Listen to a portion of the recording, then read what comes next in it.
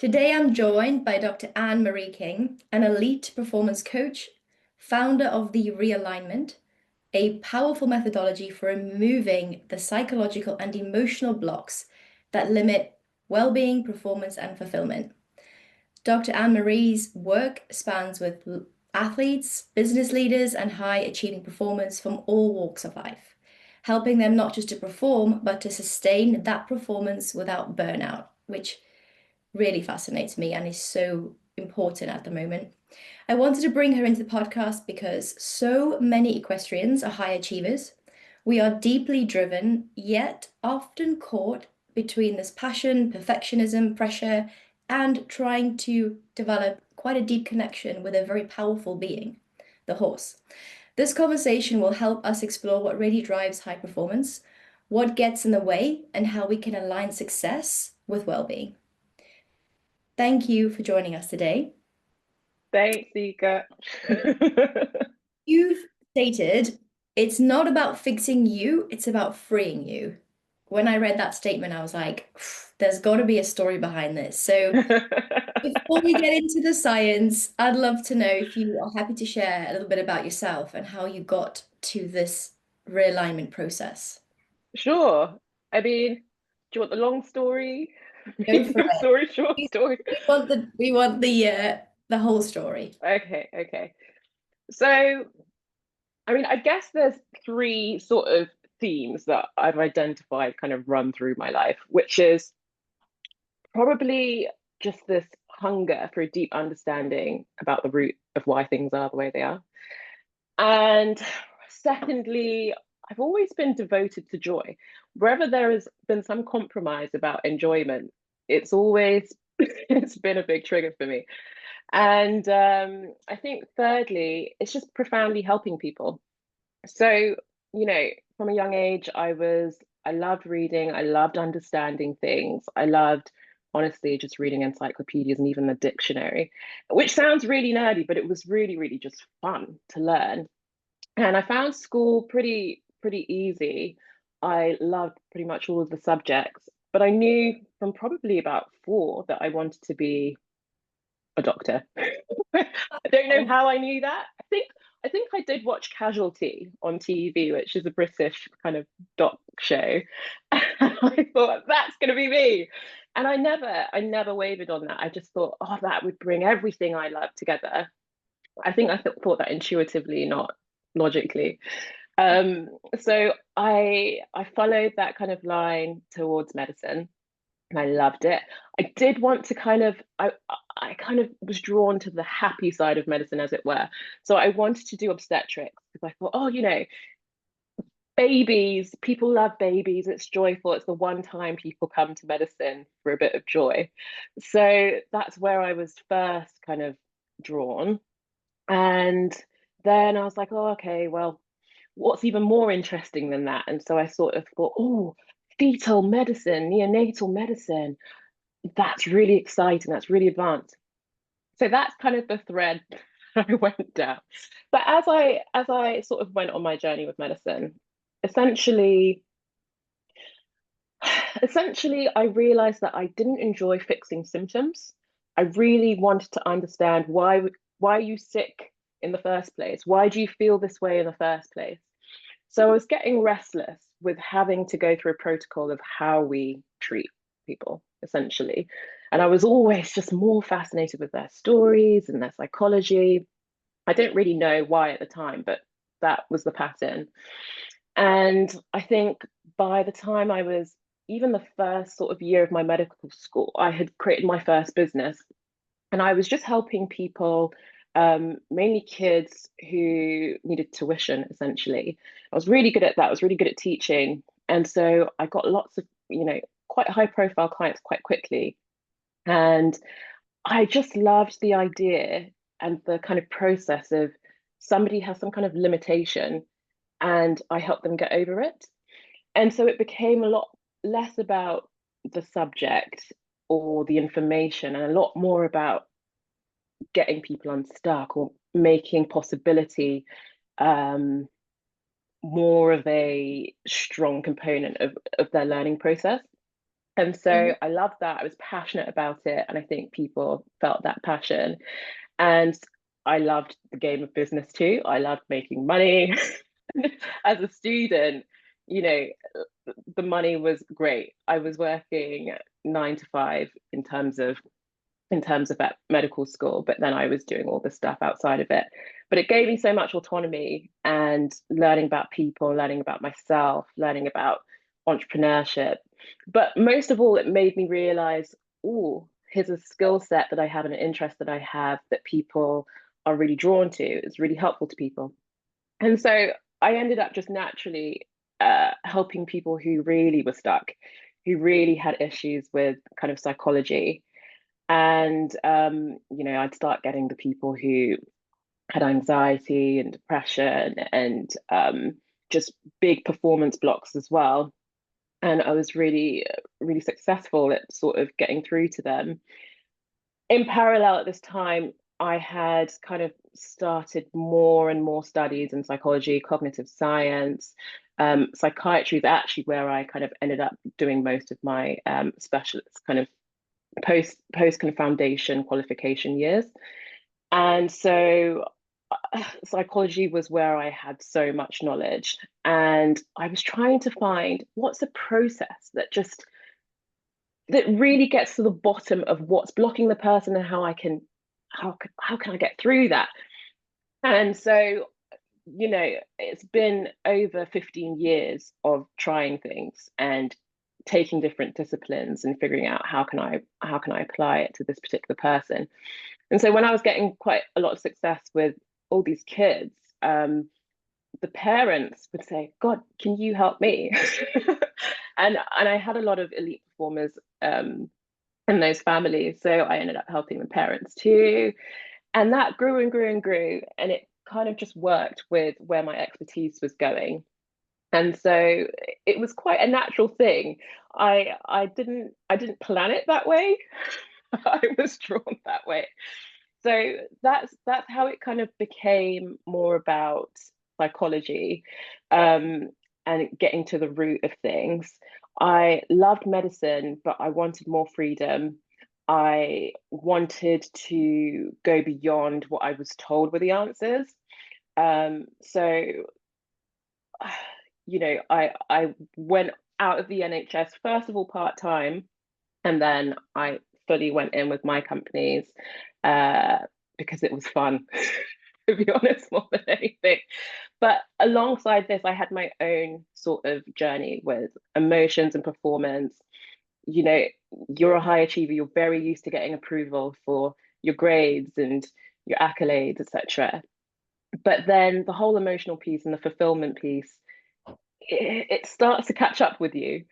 And you also start to realize there's always going to be someone better than you. So I I realized early on that emotions weren't really rewarded for me, whether that was at home or at school. They were always, messy or inconvenient or just not something that was celebrated. So I essentially avoided them like a lot of high achievers do. I realized focus and get my head down felt good and easy, and I got rewarded for it. But I mean, it did catch up with me. I had lots of just blocks, whether that was with business or whether that was with people or whether that was with my own happiness. I couldn't figure out, and I'd try everything because I was so passionate about finding the answers. I would go to psychoanalysis. I would go to therapists. I would go to some of the best coaches in the world. I literally traveled and spent all sorts of money on everything, read everything. And through the process of trying to figure out things for myself, my own like journey through the kind of fields that I learned and gathered knowledge in, the clients that I had and my journey with them, bit by bit, I found things that worked and that didn't, especially things that weren't consistently working. And piece by piece, I got a process together. And essentially, there was one day where I used this process, and it was so powerful in taking my state to a whole nother place. And I used it on clients, and it was so profoundly transformative that I was like, oh my God, these 15 years of working on this, I finally got a consistent process that completely changes the game. So that's pretty much my story and how the process came about. I love that. And it's definitely made me think, oh, what is this process? Yeah. We'll go into that. So it sounds like there was not just one like profound moment. It's been a build-up of, I'm guessing, reading between the lines, like some really tough times, some emotional blocks. For those of us that don't quite know, we probably think we know what you mean by emotional blocks, but can you describe what that means, in your experience working with high achievers? Like, what are these emotional blocks that they are coming up and they're saying to you? Yeah, usually for high achievers, it's something performance related because that's where your focus is. It's like, I'm not able to like grow beyond this point. I'm not able to make money beyond this point. I'm not able to connect beyond this point. I'm not able to feel happy beyond this point. So sometimes it comes as stuckness. I'm stuck with something, and it might not be complete stuckness, like I can't move. It's just there's no growth, or the sort of rate of growth is really slow. Mm. Uh, so it can look like that. It can look like negative emotion, just having a lot of anxiety, a lot of exhaustion, a lot of overwhelm. And I think for high achievers, it comes in waves. You get really excited and you go all out at something and then you burn. And then it crashes and then it's like, oh, it's not working. And you go through cycles and cycles because you don't want to stay in that helplessness. You just keep trying and trying and trying and trying because you refuse to give up. Mm. So it often comes in these cycles of burning and almost manic episodes of creativity that feel good. Sometimes it can be like an absolute depression. It can be an absolute, I literally cannot make myself do this anymore. I feel miserable. I feel despair. I feel powerless. It can be that strong, but quite often it's more a subtle limitation or a sort of not really enjoying the thing, a struggle, a strain. It usually starts like that. And it usually gets to the point where people are like, I can't deal with this anymore, or this is not good enough for me. Uh, that's usually what happens. Yeah, I'm sat here going, this is definitely me all over, especially bursts of creativity, and you're like, let's go. You feel unstoppable, you feel so powerful, and then it's like, oh, okay. Yeah, yeah. What I really find interesting about you, because my dad's actually a psychiatrist as well. Ah, But just so the listeners can understand, because what is the difference between psychiatry and a psychologist? hmm.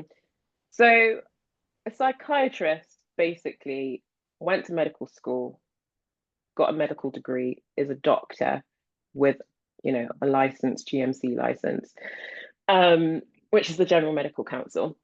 And then they go on to subspecialize in something. And, you could become a GP, you could become a dermatologist. Psychiatry is a specialty in medicine. So that's psychiatry. Psychology, you usually have studied just psychology, and you might subspecialize after that and become a clinical psychologist, organizational psychologist, all sorts of different things. But one is a doctor, one is not, essentially.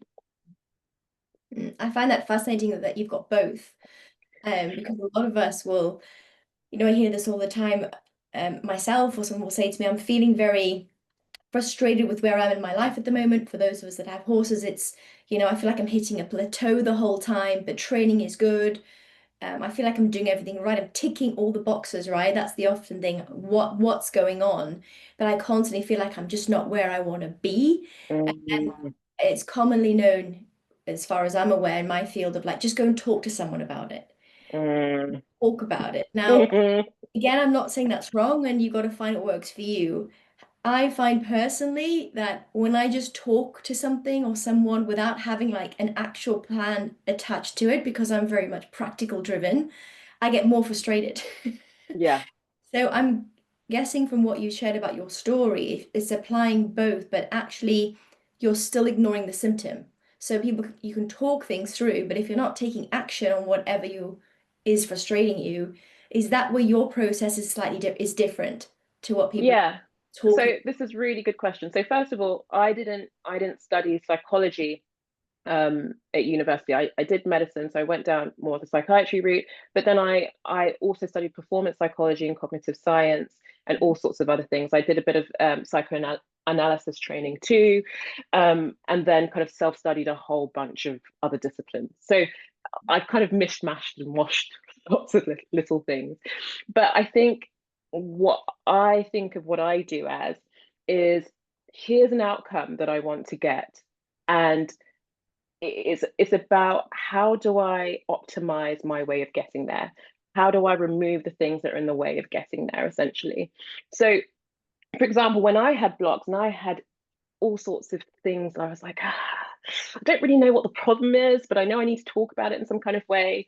And obviously, I was in the field already. I tried therapists and I tried all sorts of different roles, as it were. And I found that, talking about it, oh, yeah, it was fine to talk about it, but it didn't really get me further.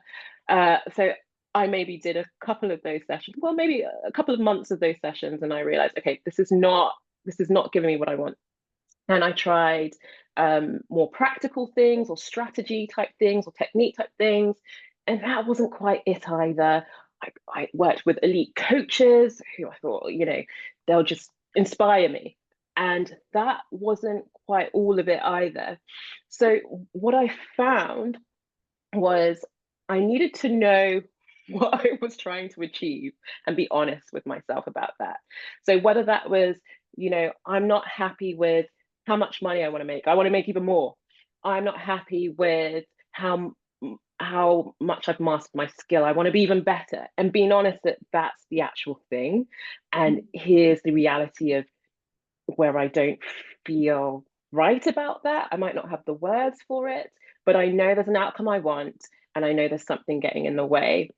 So that's really where I come in, because what I've done is I've taken a process where you don't really need to know what the root of the problem is. That's my job. I will just need to know what you're trying to get done.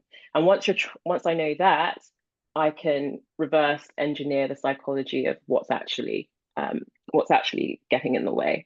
So that's sort of how it works as far as I'm concerned, and the kind of performance coaching psychology side of things. And it's so useful. Many of us, I think, actually don't know what we want. We want to get stuff done. We're like, I know I need this. And then someone asks you the question about, what actually do you want? And you just feel like you can't get your words out. You're like, what do I want? So that Exactly. actually unravels a lot. I'm going to I'm link this to equestrian athletes. And there's a Hmm. couple of things. There's two examples which I'd love your experience on.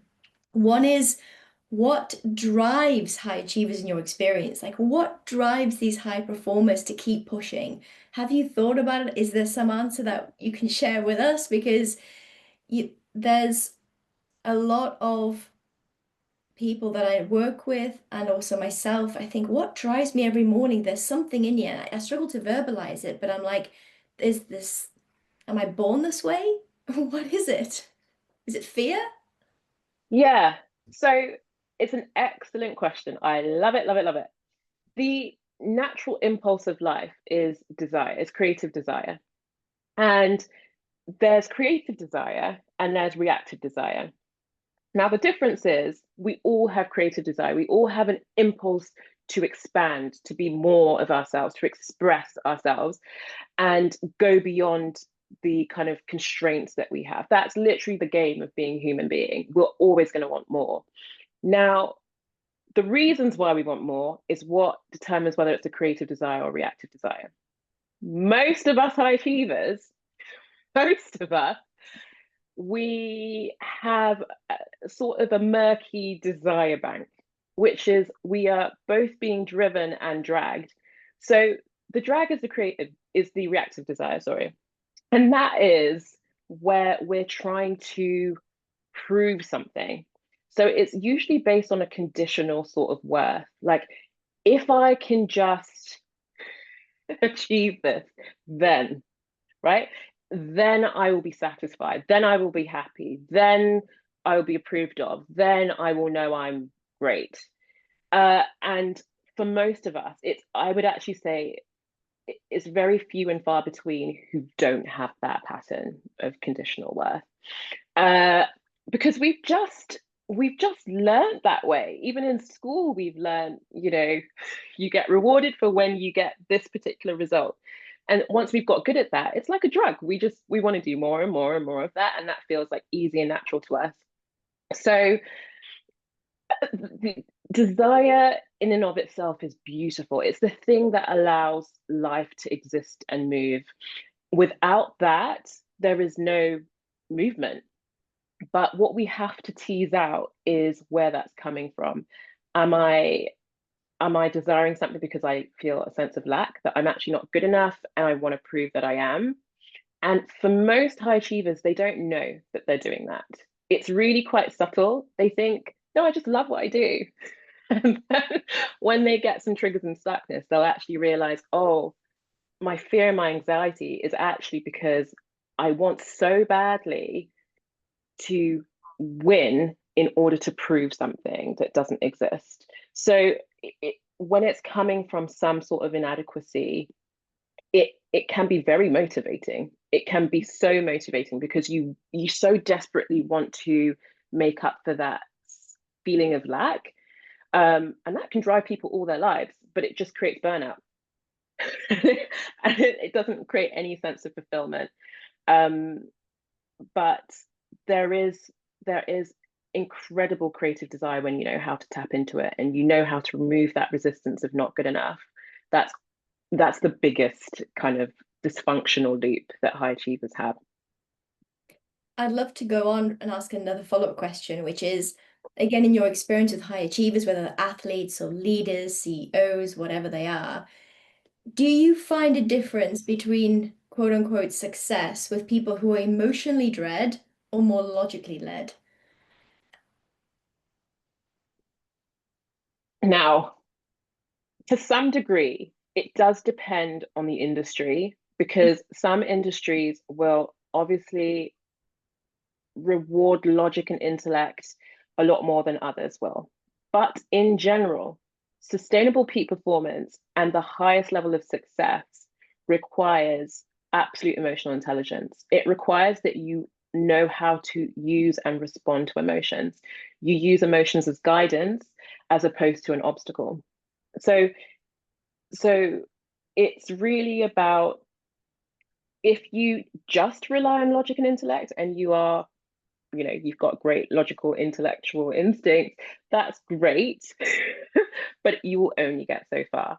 You'll get stuck and you'll get capped, and to get any further you're going to need to tap into your emotions. And usually what happens for those kind of people who are quote unquote successful is they'll hit some kind of crisis or some kind of relationship problem. And in leadership, obviously, relationships, connection will make you kind of capped at some point. It could even be that personally, their families and stuff, and their fulfillment therefore goes down, and therefore what they can bring out in terms of their energy to the job kind of decreases. So it always catches up with people, but it's actually impossible to hit peak performance without emotional integration.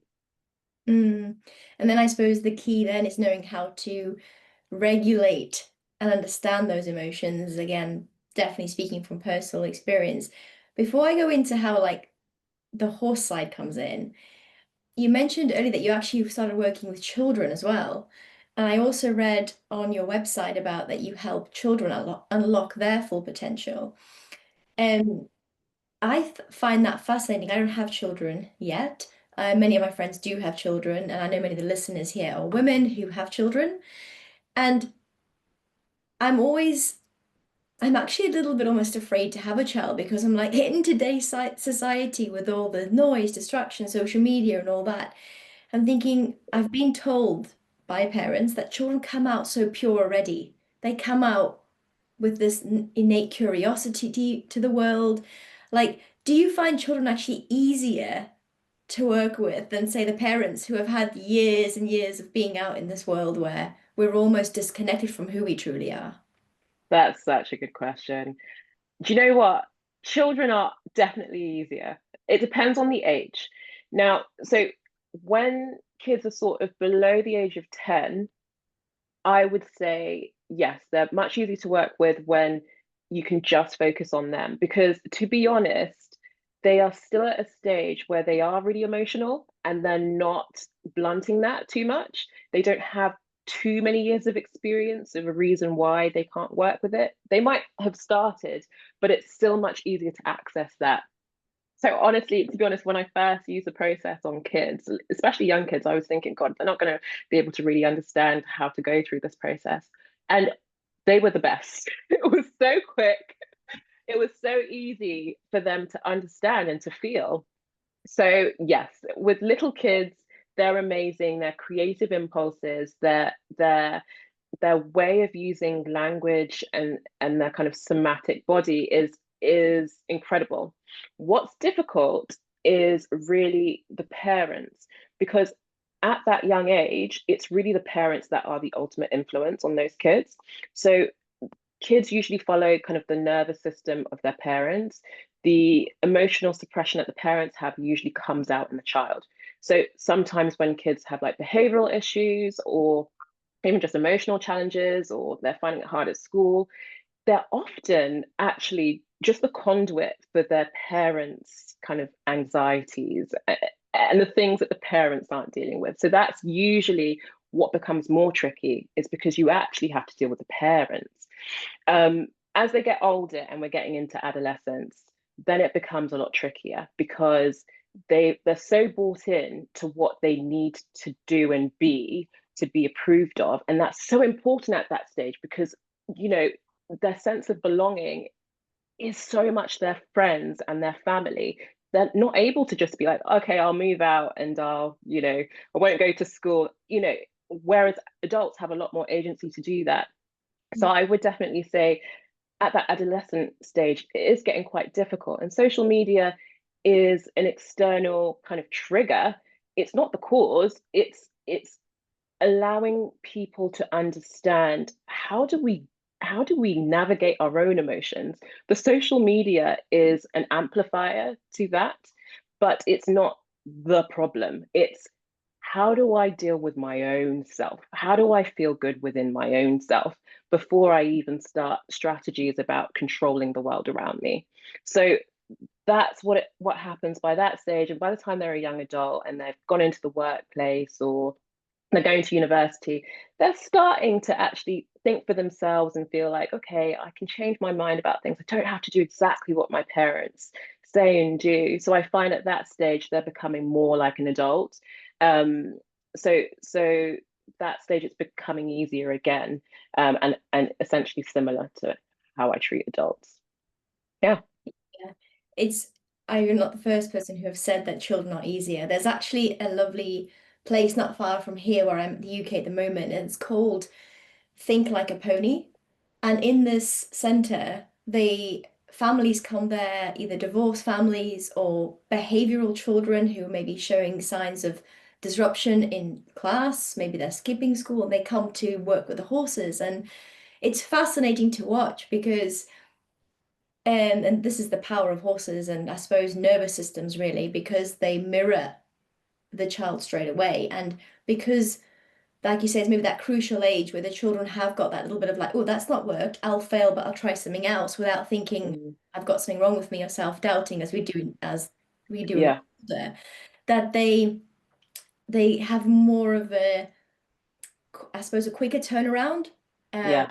but they always say that they're fine with horses, but then bring them back into that environment where they're told they can't do it and the behavior comes out again. So it's very much Yes. okay, it's got to be environmental. And I just thought I'd ask that question, especially with children. And then the families go, actually, my child's much better. What about me? And you're like, well, here we go.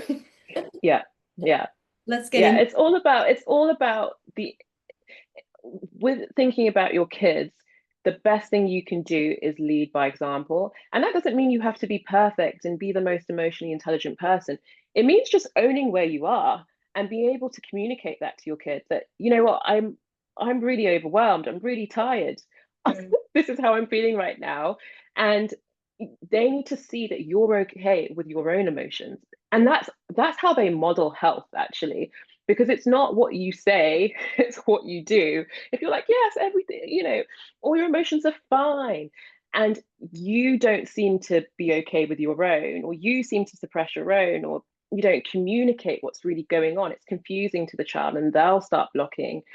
So it's really just not like, how do I help my child in such a direct way? It's more like, how do I model um, my own emotional health? So Mm, that starts with just, let me realize that I have ownership of my own state of being, and let me show that I'm at least aware of how I'm feeling and what I'm putting out, and I'm able to communicate that. That's mm. really it. Yeah, I was just leading on from that emotional awareness. A lot of elite riders will go almost like two ways. So we have this like need to be better every single ride, even if yesterday we won a competition, the next day is a new day. The horses are, it was the same horse, but anything could happen. And I remember riding myself at that level, it was like people would say, "Are you nervous?" And I'm like, "I'm not nervous because I know the horse can feel my nerves, but if something happens to a rider and they fall off and an accident happens, something switches and they get back on the horse and suddenly they'll say, I wasn't always this nervous. Something's going on. And as much as I tell myself I'm fine, my horse is showing it. Mm, So this is this thing where then I'm interested because I'm like, well, then don't ride because your horse is feeling it, but they're high achievers, so they're going to keep pushing it. mhm, You keep pushing through the fear, the anxiety, pushing mhm. it down, it will go away. And unfortunately, right, it doesn't go away. So with riders that are listening, going, yeah, this is me. I've had a bad fall and I'm now anxious. Like, how would you help someone like this, or what would you suggest they do? Beautiful. So this is where my process comes in. Essentially, it's based on 4 laws.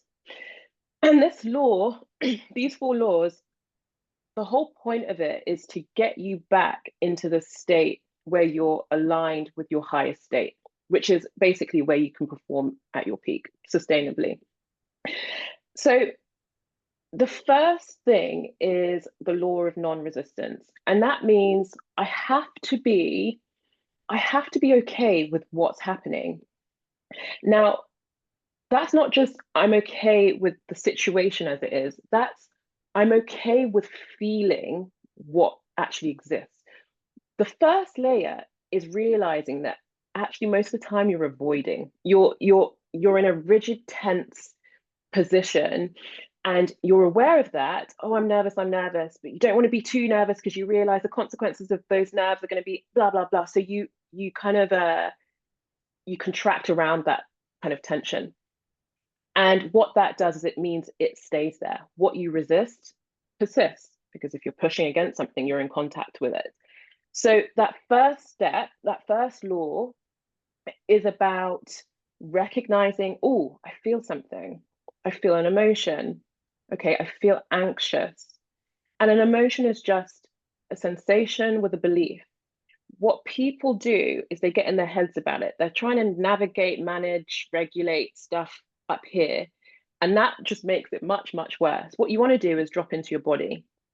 Where do I feel that sensation? Okay.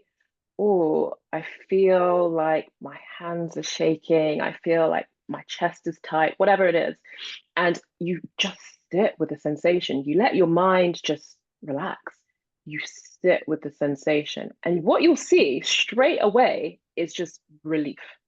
You will see your stress come down because you're no longer resisting what is. You're no longer being like, oh, I'm nervous and oh my gosh, what do I do about it? It's like, oh, let's just be with it. So that's the first step. The second step goes into what I call the law of non-judgment. So the moment that we judge something, we judge because we fear, right? But once we judge it, we create a split, we create conflict, we create strain. And again, what you judge will persist because you're again trying to push it away, like, oh, I don't want that. So let's say you ask yourself, what's the story I have that's creating this feeling? What's the thoughts that are creating this sensation? And you allow the sensation to tell you. If you really sit with it, the intelligence is absolutely incredible. It will literally tell you, oh, I just think it's all going to go wrong because the horse is now going to feel my nerves. And you realize, oh, that's my story. But what you've got to do in that step is not then condemn yourself for having that story. You just have to watch and understand it. What's the story? Oh, that's really interesting. So the judgment becomes understanding, and you'll get another wave of relief. It's honestly amazing. So you're sitting there and you're like, oh, that's the actual thought that is creating all this drama. And you'll get a bit of relief. And then the next level is law 3, which is the law of non-attachment. And that means that, am I insisting on an outcome in a conditional kind of way? So that means like, oh, I have to win. And if I win, then I will prove that I'm good enough. Or if I win, then I'll be satisfied. If I win, it's an if, then. So you ask yourself, what's the outcome I'm really insisting must happen, and why? So, oh, I'm insisting I must win. And why? Well, because then I'll be satisfied. I'm not going to be satisfied until I win. Well, what you're doing is you're operating from insecurity, because you're setting up the scenario where you're like, I'm not satisfied. Your nervous system's like, okay, we're not satisfied. And so you're operating from that with this whole idea that, okay, if I get this outcome, then I can relax. But it's not how you work. You work from feeling like, this is aligned. This is great. I am calm. My nervous system is aligned with what I'm doing. And in order for it to do that, you cannot be attached in that way to the outcome. You can have preferences. You can decide winning really matters. I really love it. But you create a fear-driven response, both in the body and the mind, everywhere, emotionally, which is why you were getting the anxiety in the first place, when you're so attached to that outcome. So that's the next step. Am I insisting on an outcome, and why? What am I using it for? And then the last step is what I call the law of alignment. And that is where you've released the outcome, and you've realized, okay, the essence of what I want is to feel good. Actually, I want to win because I want to be satisfied with myself. Oh, okay, that's what I really want. Fine. Okay, can I access being satisfied with myself now? What does it feel like to be satisfied with myself? And then once you've calmed that nervous system and you're realigned, you can then increase your alignment by focusing on what feels exciting, what feels enjoyable, what feels alive. So you can literally just ask yourself, what's the one thing I can think about or think to do that just feels a little bit enjoyable? What's a focus that feels a little bit alive? And as you practice that and you do reps with that, it's honestly phenomenal, the turnaround that you can have. So it's a matter of realizing, being aware that, oh, okay, I'm feeling some kind of way. This is actually an alignment signal. It's guidance, it's intelligence, it's data, it's not an obstacle. And then realizing there's a way you can respond to that, where you can get the message and then realign, and it will completely reset your system. So that's the process that I sort of use across the board, really, to get people back, not fixing themselves, but freeing themselves from all these blocks that they have. And it's really pretty powerful. That is, I feel like people are going to listen to that bit over and over again. This routine is something that I'm just being devil's advocate here. You'd have to sit in a quiet room and sit with, and really like almost like meditate. Or is this like you can do this anywhere once you know how to do it with this process? Oh gosh, who has time to sit in a dark room? No, most of us are on the go, go, go, go, go. This is something that becomes your habitual response to your emotions. So it's something that I do all the time, all day. And it's so exciting because I'm like, oh, new data coming in. So I feel an emotion. I quickly do that process, to be honest, just in my head. And, if someone speaks to me during that process, I might say, okay, just give me a minute. I'm just thinking through something. But honestly, you can do it on the go. It takes me about 3 to 5 minutes quite often to have the turnaround. I think when people first start doing it, they need a couple of reps to really get the understanding, A, of themselves and of the process. But after that, no, it's a very quick 3-minute process. Yeah, and that's a lot what I know the listeners that would be here today would be like, we like practical things, we want to do this. That's great to know. Um, where do you think, especially if you work with children, the parents, and then performers, where do we stop listening to our body? Where do we almost have this fear of like, I have something in my body that I can feel, but my God, I don't like it. I'm going to run away from it and think about it. Like, in your experience, where has this come from? This fear of actually sitting in discomfort? Well, when you're little and you have emotions, you're very in touch. You sort of play out your emotions in a very physical way. Most little kids, when we say terrible twos or whatever, they have full-on tantrums and it's quite dramatic. But they're really allowing the energy to be discharged. But as you grow up, we're told, don't do that, or that's not right. And, even things like, don't cry or don't be nervous, you'll be fine. So we get so many messages all day, every day, everywhere that says, oh no, it's not okay. You're going to have to keep it under wraps. You've got to be composed. And to be composed, you need to kind of ignore it, not go through a process to respond to it. So it's essentially what we get taught by all parties, most parties, as we're going through our journeys. And I think, to be honest, that starts as little as, 2. I think, if you don't know how to respond to a toddler who's having a tantrum and you yourself get really scared, oh, other people are looking and, oh, I don't know if I'm handling this right. Essentially, you're not bearing the emotions of your child, and you're not modeling how to be a safe container around that. So it's really about, how do I how do I think about emotions not as some big terrible, oh, they haven't got it together, I haven't got things under control, and how do I see it as intelligence? That's really the game changer. But I'm just thinking that is an extreme game changer. And both horses, people, everyone, I'm like, Mm, the way I almost see, and this is definitely adapted as I've worked more and more with horses now. I think it's like been over 30 years. I start to see them as nervous systems, just like we're all like little nervous systems running around, like, do we match? How is this one with this one? And if I'm bringing if I have a long day, I'm frustrated, and I then also maybe had a bad situation in the car, I was triggered by the traffic, and I bring that towards this horse's nervous system. They don't want to be with me. They would rather turn their mm, back and walk away. And then obviously, if depending on how I am feeling that day, I'll try and chase after it. And like you said, that pressure, that resistance, it just gets further and further away. yeah. So yeah, I definitely like the practicality that what you teach.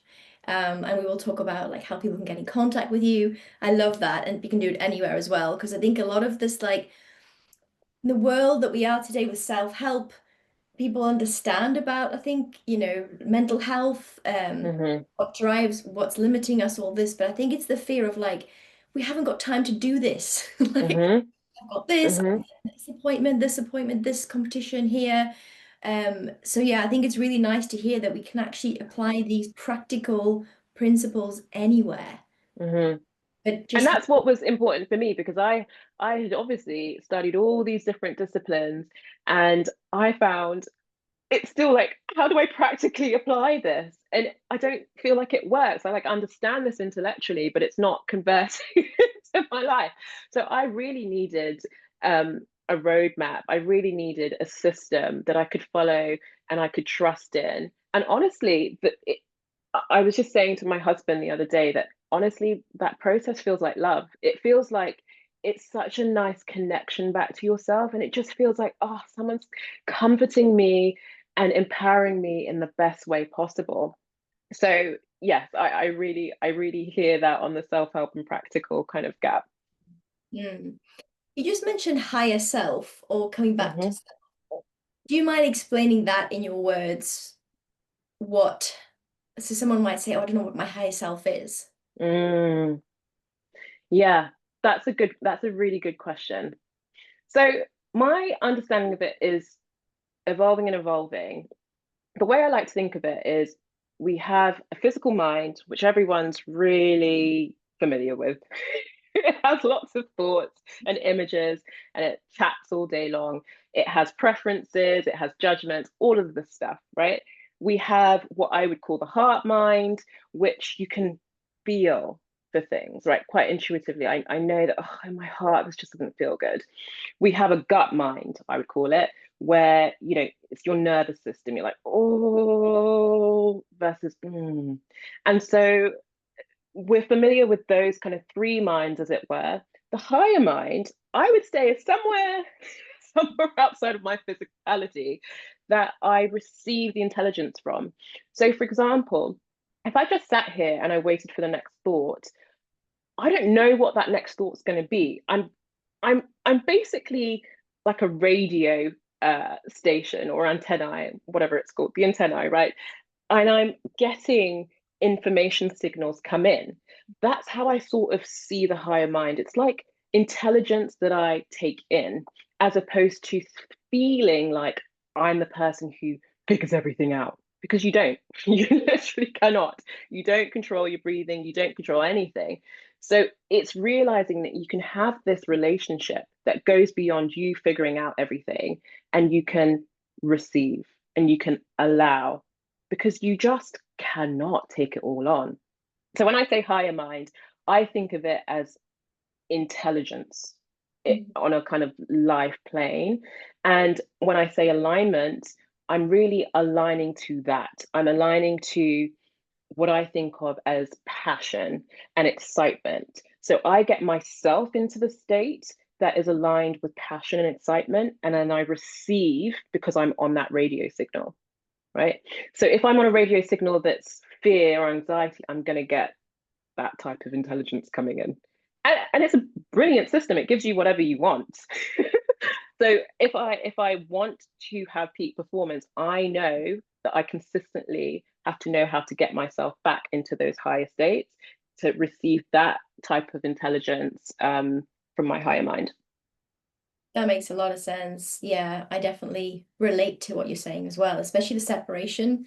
Hmm. And I know a lot of equestrians are they're driven, they have a lot of passion, but they will also say that it feels right. Because when they're Hmm. working with a horse and you're both kind of in flow, we call it, and you're going, Hmm.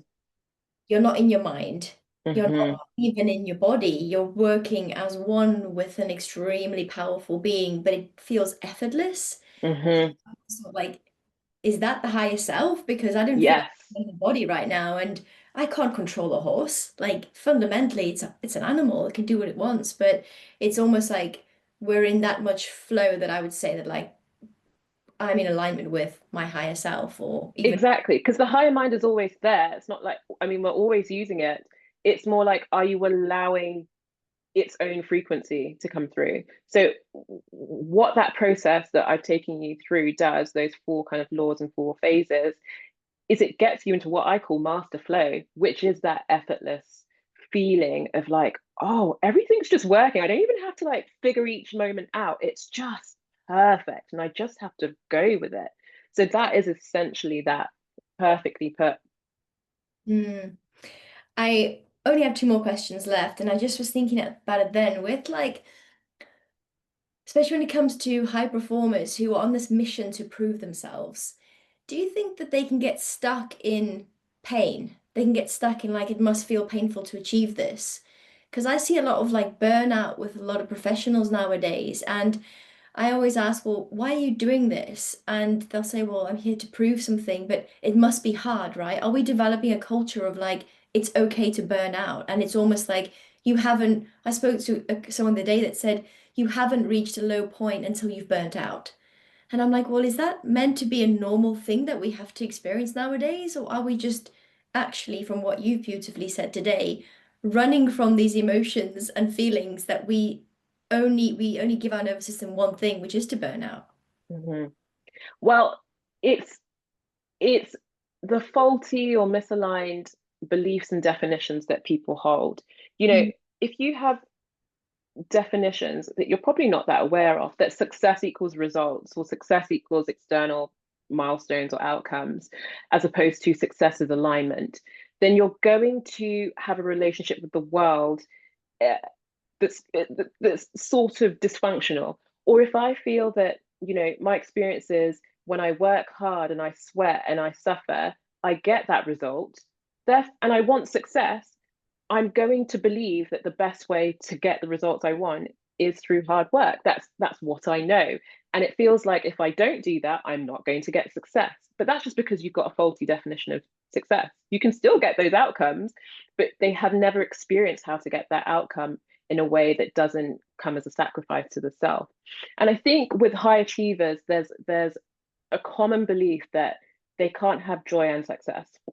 They don't deserve that. And that comes back down to, you know, feeling loved and supported. A lot of us feel we're independent, we're alone, we're separate, we're unsupported by the universe. And so once you get into that, you feel like you've got to grind. I've got to figure this out for myself. I've got to take it all on, and I've got to just make it happen, grind, grind, grind, until they just can't do that anymore. They just have to experience a different way of getting the same result slash a better result without doing that. But it's hard to intellectualize that. You have to experience it, which is really important. I think with where we're at with self-help and things like that, it's not an intellectual exercise. You've got to use your life to learn. You've got to experience it. You've got to feel things in your body. You know, you've got to be aware of your nervous system. You've got to see how these things come in alignment and what the outcomes are. Because if you're not aware of those other essential bits of life, which isn't just thoughts and intellect, then you don't take notice of what the outcomes of those things are. So that's that's part of the story of what's going on there.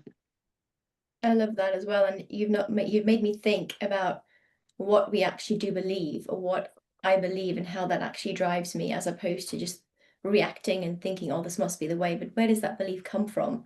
So a bit of reflection there. Hmm. If you could translate one lesson from your work into something that riders should hear, what would it be? It doesn't have to be riders, it can be high performers. Mm.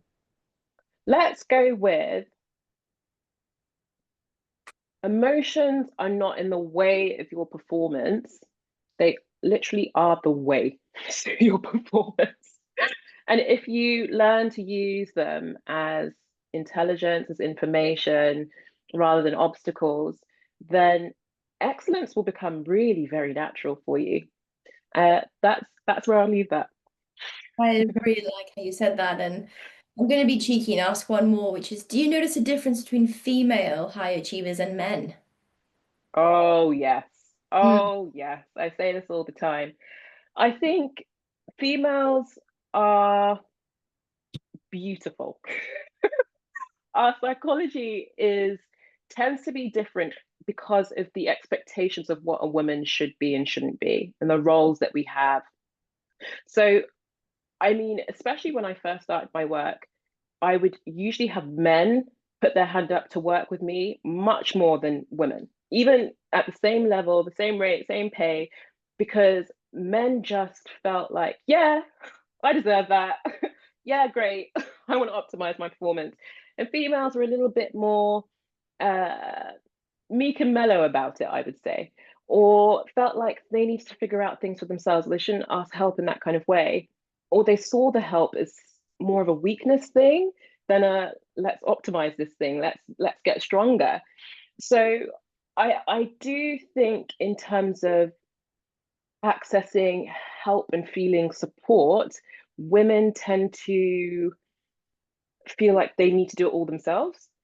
I also think that females are actually, once they do the process, are usually much easier to work with because they are usually a lot more in touch. That's not, across the board, but general pattern wise, they usually are much more able to understand the intuitive nuances because we use it more than men, I think, or we're rewarded for it more. So there's definitely those kind of patterns. I think the game is changing now. Women are getting a lot more ambitious, and they're saying, I want to make a lot more money. I want to do this. But it's there's still that gap. There's definitely still that gap. Yeah, and I think it's also linked to, I'm just thinking about personal experience. Don't use your emotion. Don't be emotion. Don't show emotions. Be strong. No, no Hmm. pain, no gain, and all these things. So, but I read a statistic the other day where I think it's like from a business money perspective, we know it's not all about money, but I think it was saying like the value that high achieving women bring is actually because of their in touch with the intuitive side, they can be better leaders, better managers, things like this, because we have that little bit more of, like you said, innate um, fallback of I'm feeling this way, Hmm. I'm going to share it. Hmm. And Um, it's just realizing that, that is a superpower. And I think once people get to know this a little bit more and they realize that they'll get, phenomenal results from leaning into that power, it, it will change things. It will change things. I honestly couldn't agree more. Thank you so much for your time today. For You're people welcome. to find you and reach out to have the honor of working with you, where can they find you? Best place is probably therealignment.com. And otherwise, you can find me on LinkedIn, Anne Marie King, or on Instagram, Dr. Anne Marie King. Awesome. I will put all your notes down below as well. Thank you so much. Thanks, Nika.